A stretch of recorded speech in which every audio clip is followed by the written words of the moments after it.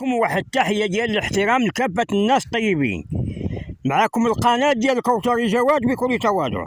سابقة خطيرة قامت بها اتصالات المغرب وبالحجة وبالدليل القوي. قامت بالسطو على رصيد ديال 20 درهم أي 2 ديال الجيجات، يعني 20 درهم لا تساوي شيء، أنا ما عندهاش قيمة. غيقول لك الناس كيفاش علاش تنوض اتصالات المغرب وغتنوض وتسرق 20 درهم؟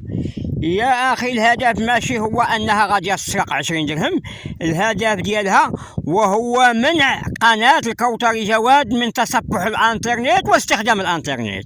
ما عندهاش هي غرض، هي الهدف ديالها هدف واحد، هدف استراتيجي واضح وبين، وهو تمنع الكوثري جواد باش ما يستخدمش ويتصفح الانترنت، لان كاينه حسابات وعداوه بينه وبين اتصالات المغرب منذ 3 سنوات.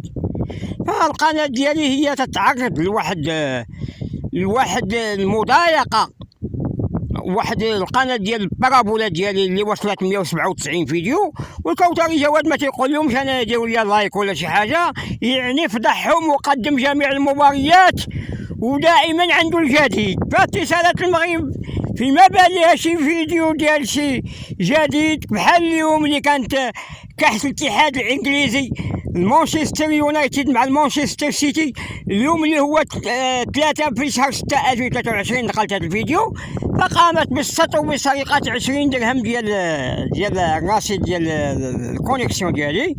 ولكن اش غنقول لكم دابا، استغلت هاتف سمارت ذكي، واعتبره هاتف سمارت الغبي وهاتف سمارت الساذج والغبي، بسهوله اخترقت الهاتف وخدات 20 درهم وصيفطات لي واحد الخط زرق وقالت لي يا افيرتيسمون راك استهلكت 14 جيجا و14 مو، وانا يلا ما كاملاش حتى نص دقيقه باش استخدمت الانترنت، ما كاملاش حتى نص دقيقه، ما كاملاش.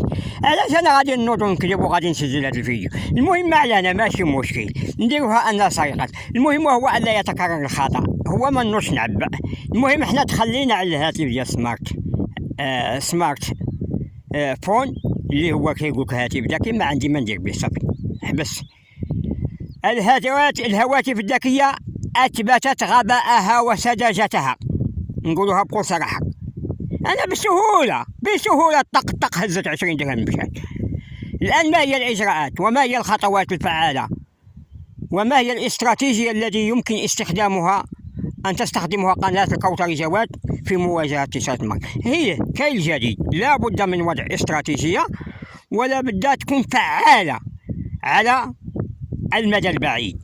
يجب التخلي بصفة نهائية عن استخدام الهاتف الذكي ديال سامسونج، يجب التخلي عن التعبئة، ما دير لا 10 درهم لا 20 درهم لا 30 درهم لا 40 درهم لا 50 درهم، إن ما درتيها غادي تديها صافي.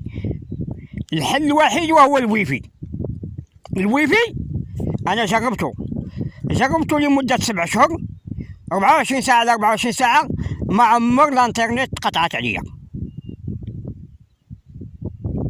اذا كاينه وسيله اخرى من غير الهاتف، استخدام الهاتف الذكي. انا اعتقد بلا ما غادي ندخلوا في هذا ندخلوا في التفسيرات ولا نعطيو السر ولا هذا، المهم لا الخطه تبقى طي الكتبان. الطريقه باش غادي نستخدم بها الوسيله، انا ما نستخدمش الهاتف، انا نستخدم وسيله اخرى ربما تكون فيها 4.2 في الاندرويد، ربما تكون 5 او تكون 5.1. انا نستخدم 5.1 في الاندرويد، بركه على الله يجعل بركه. هي تكون معقده باش تخدم في الويفي مزيان، وما كاينين شي ابليكاسيونات اللي هما واعيين وذكيين اللي غدوز لهم اتصالات المغرب. وانا جربت الطابليت ديال الويفي وجربت الهاتف اللي هو ديال فيه الاندرويد 4.1 ولا 4.2 ولا 5 ولا 5.1. انا استخدمت هذه الطريقه. المهم الويفي هي الواجهه الحقيقيه، وهي الحرب الاستراتيجيه التي يفضلها الكوثري جواد، وسوف يستخدمها في الزمان وفي المكان. لا بد من استفادة من خدمات الويفي في مواجهة التعنت، وفي مواجهة اعتداءات اتصالات المغرب، وفي مواجهة سرقة رصيد الانترنت. لا بد من استخدام الويفي على نحو أمثل في هذه اللحظات تم تسجيل هذا الفيديو يوم 3 في شهر 6 2023. تم إيقاف العمل بهاتف سامسونج الاس 10 الادي سي اس. تم وقف خدماته بصفة نهائية، وسوف استخدم هاتف ديال الو تليفون ب50 درهم الله يجعل البركة. ومن بعد هذا نشوف الطريقة باش غادي نستخدم بها الويفي ان شاء الله. السلام عليكم.